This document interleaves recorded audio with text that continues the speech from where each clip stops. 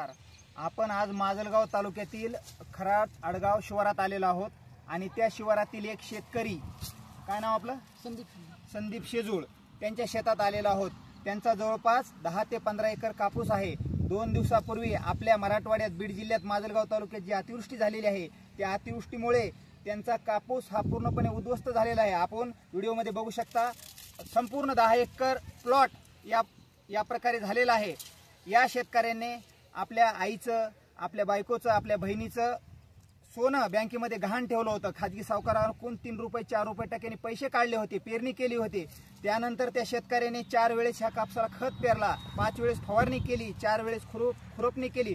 संपूर्णपणे खर्च ह्या पिकाला त्या शेतकऱ्याने केलेला आहे। आज त्या शेतकऱ्याची अवस्था अत्यंत दयनीय झालेली आहे।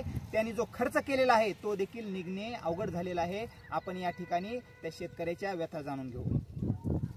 काल जो काही पाऊस झाला त्या अवेळी पावसामुळे माझा 10 एकर क्षेत्रामधील जवळपास 8 ते 9 एकर कापूस आपण हा बघतोय अशा प्रकारचा खलास झालेला आहे।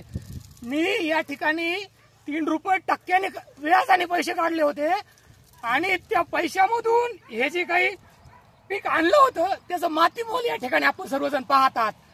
आता ही काही अवेळी झालेली घटना आहे, मान्य आहे, पण सरकारने आम्ही विमा काढला।